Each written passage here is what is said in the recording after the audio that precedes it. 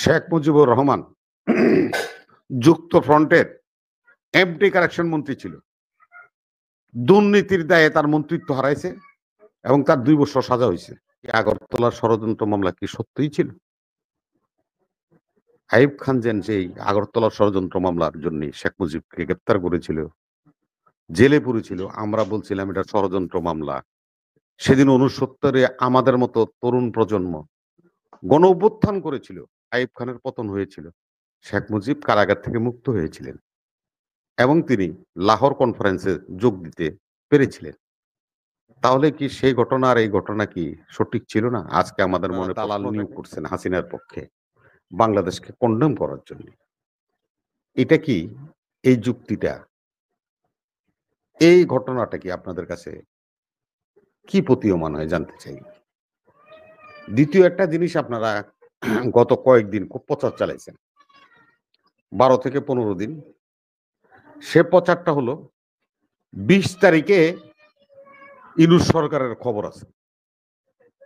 এটা আনন্দবাজারও লিড করেছে, দি হিন্দু লিড করেছে, টাইমস অফ ইন্ডিয়া করেছে, অবজারভার করেছে, ভারতের শীর্ষস্থানীয় সকল পত্রিকা আজকে 10 দিন পর্যন্ত লিড করছে 20 তারিখে ইউনূস সরকারের খবর আছে।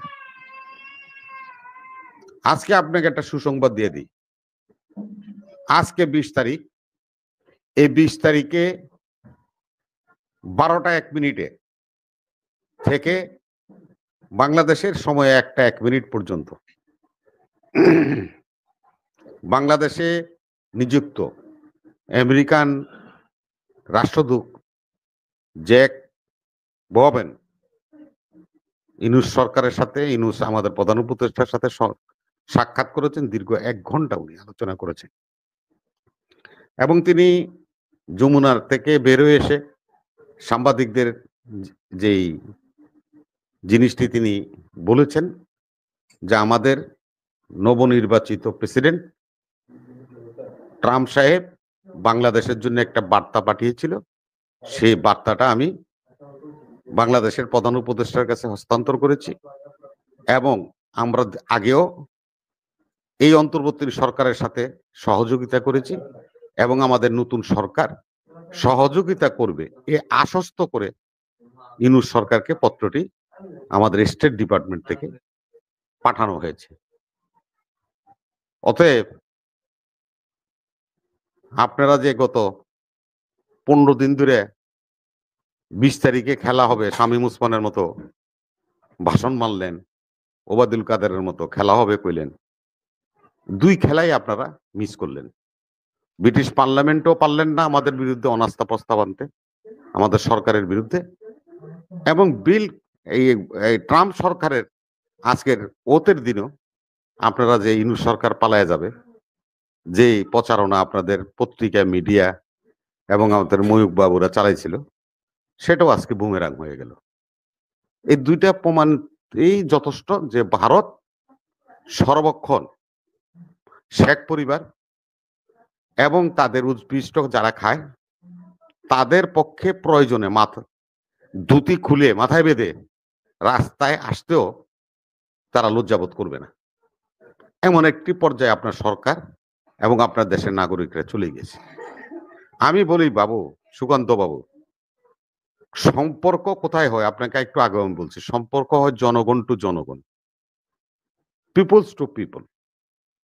আপনার সাথে আমার সম্পর্ক থাকবে, কলকাতাতে আমার আত্মীয় আছে, বাংলাদেশের ভারতের অনেক জনগণ আছে যাদের আত্মীয়তা আমাদের বাংলাদেশের বিভিন্ন জেলার নাগরিকদের সাথে, বৈবাহিক সম্পর্ক আছে, বিভিন্ন সম্পর্ক আছে। আমরা যদি সেটাকে এই 100 বছর 1000 বছর পর্যন্ত লালন পালন করতে পারি, আপনারা কেন, আপনাদের কাছে আমাদের প্রশ্ন, ভারত সরকার বাদ দেন, ডক্টর সুকান্তকে আমি প্রশ্ন করি, আপনি কেন একটা বিশেষ পরিবার, যে পরিবারের পক্ষে কথা বলবেন? আপনি একটা বিশেষ দলের পক্ষে কেন কথা বলবেন? আজকে আপনাকে আমি একটা কথা স্মরণ করাই দিই, 1954 সালে শেখ মুজিবুর রহমান যুক্ত ফ্রন্টের এমটি কারেকশন মন্ত্রী ছিল। দুর্নীতির দায়ে তার মন্ত্রিত্ব হারাইছে এবং তার 2 বছর সাজা হয়েছে। শেখ মুজিবুর রহমান 1954 সালে দুর্নীতি দমন এমটি কারেকশন মন্ত্রী ছিলেন, মন্ত্রিত্ব হারিয়েছেন, 2 বছর সাজা হয়েছিল। 2, প্রায় নিয়ার অ্যাবাউট 100 বছর কাছাকাছি সময়ে বা 70 বছর সময়ের মধ্যে এসে দেখা গেল তারই দহিত্র, তারই আপন মেয়ে, ছোট কন্যা শেখ রেহানার সন্তান টিউলিপ সিদ্দিকী, যেটা আমাদের বাংলাদেশের জন্য গৌরব ছিল যে বাংলাদেশের নাগরিক হিসাবে এমপি হয়েছিল এবং মন্ত্রী হয়েছিল। তাও আবার কি মন্ত্রী? ওই নানার যে মন্ত্রণালয়, ঠিক সেই মন্ত্রণালয়ে এমটি মন্ত্রী ছিল।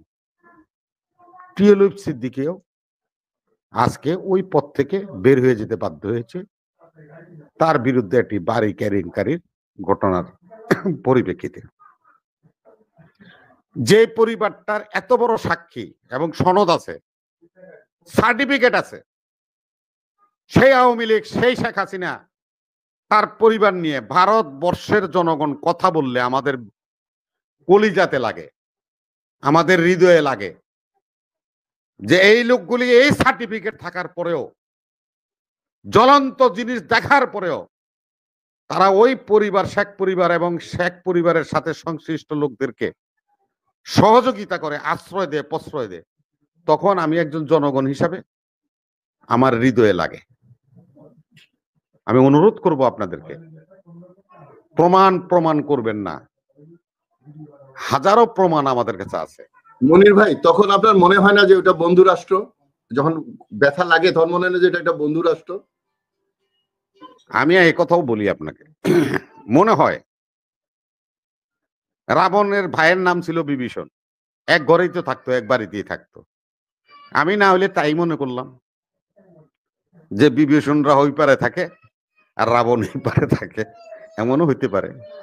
তা আমি যে কথাটা বলতে চাইছিলাম আফসারি ভাই, 1968 সালে শেখ মুজিবুর রহমান আমাদের দেশের কিছু সেনা কর্মকর্তা, একজন সেনা কর্মকর্তা আছে, আমি নামই বলি, আমি সার্জেন্ট জহিরুল হক সাহেব, সার্জেন্ট শামসুল হক সাহেব, আমাদের কিছু সেনা কর্মকর্তা শেখ মুজিব সহ আগরতলাতে একটা টি পার্টি হয়েছিল, চা চক্কর হয়েছিল, যেখানে আমাদের দেশের শেখ মুজিব সহ তার সাঙ্গপাঙ্গরা আর অন্য পার্টে ইন্দিরা গান্ধী এবং তার সরকারের লোকজন, এবং এমন একজন গুরুত্বপূর্ণ লোকের নাম আমি বলতেছি, আপনি দেখবেন ইতিহাস নিয়ে, ওনাকে আমি কিন্তু সশস্ত্র শ্রদ্ধা জানাই, ডাক্তার বুদ্ধদেব বসু। উনিও ওই কনস্পিরেসির চা চক্রের মধ্যে ছিলেন। জ্যোতি বসুর মতো লোককে রাজি করাতে পারে নাই, কিন্তু ডক্টর বুদ্ধদেব বসু উনি পশ্চিমবঙ্গের মুখ্যমন্ত্রী ছিলেন, তিনিও নীতি বিবর্জন করে সেই আগরতলা ষড়যন্ত্র মামলার সাথে সম্পৃক্ত হয়েছিল, যার ফলশ্রুতিতে আমাদের জনগণ প্রশ্ন তুলে বারবার, আমাদের জনগণের মনে আবেগ উদ্বেলিত হয়। তাহলে কি আগরতলা ষড়যন্ত্র মামলা কি সত্যিই ছিল? আইয়ুব খান যে আগরতলা ষড়যন্ত্র মামলার জন্য শেখ মুজিবকে গ্রেপ্তার করেছিল, জেলে পুরেছিল, আমরা বলছিলাম এটা ষড়যন্ত্র মামলা। সেদিন 69-এ আমাদের মতো তরুণ প্রজন্ম গণ অভ্যুত্থান করেছিল, আইয়ুব খানের পতন হয়েছিল, শেখ মুজিব কারাগার থেকে মুক্ত হয়েছিলেন এবং তিনি লাহোর কনফারেন্সে যোগ দিতে পেরেছিলেন। তাহলে কি সেই ঘটনা আর এই ঘটনা কি সঠিক ছিল না? আজকে আমাদের মনে প্রশ্ন থাকে। সেজন্যই আজকে স্বাধীনতা নিয়ে আফসারি ভাই যে কথা বলেছে, শুধু খালি আফসারি ভাইয়ের প্রশ্ন নয়, আমার যে দাদা সাংবাদিক, উনি যে কথা বলেছে, 7 মার্চে যদি আপনি স্বাধীনতার ঘোষণা দেন, তাহলে 26 মার্চ পর্যন্ত কি গোড়ার ঘাস কাটছিলেন? এই যে হাজার হাজার পাকিস্তানি সোলজার আয়া ঢুকলো, তাদের যুদ্ধ জাহাজ বাবর, গাজী চট্টগ্রামে এসে লঙ্গর করলো, কেন সেদিন 7 মার্চের, যদি যেই 26 মার্চের পরে আমরা আপনাদের দেশে আশ্রয় নিয়েছিলাম, 1 কোটি শরণার্থী ছিল, আমরা মুক্তিযোদ্ধারা ছিলাম, ট্রেনিং করেছি আপনার এলাকায়, তাহলে যদি 7 তারিখে যদি এই ঘটনা ঘটাই দিত, তাহলে তো ওরা যে কথাটা দাদা বলছে এইটা কিন্তু ইতিহাস সুকান্ত বাবু, ওনাকে নিয়ে আপনি যাই মন্তব্য করেন, উনি কিন্তু একটা চির সত্য কথা বলছে। এই কথাটা আমারও জানা ছিল না। আর এত টক শো করছি, কোন টক শো বক্তা এই ধরনের কথা বলে নাই। এই বাস্তব কথাটা। যে ৭ তারিখে যদি স্বাধীনতার ঘোষণা শেখ মুজিব দিত, তাহলে তো যুদ্ধ শুরু হয়ে যেত। কেননা ২৬ তারিখে যদি যুদ্ধ শুরু হয়ে যায় ২৭ তারিখে, তাহলে ৭ তারিখে যুদ্ধ শুরু হয়ে গেলে, যেটা মেজর আফসারী সাহেব বলছেন, যে বেঙ্গল রেজিমেন্টরা আমরা সব ৫ টা ক্যান্টনমেন্টে ছিলাম সেনানিবাসে। সেখানে পাকিস্তানের কিছু ঊর্ধ্বতন লেভেলের কর্মকর্তারা আমাদেরকে কমান্ডিং করতো, অফিসার ছিল। কিন্তু এই যে গয়রহত ৯৩,০০০ সোলজার, এগুলি ৭ তারিখ থেকে ২৬ তারিখে বাংলাদেশে প্রবেশ করছে। আমাদেরকে ভাই ভাতে মারছে, পানিতে মারছে, প্যাডে মারছে, লাত্তি মারছে। এই পরিবারটা একেবারে আমাগরে শেষ করে দিয়ে গেছে।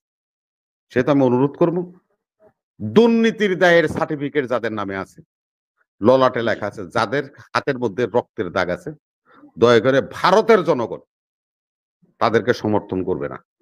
করলে বাংলাদেশের জনগণ তাহলে কি হবে? বিভীষণ হবে। রাবণ, তোমার রাজ্য রক্ষা হবে না। ধন্যবাদ।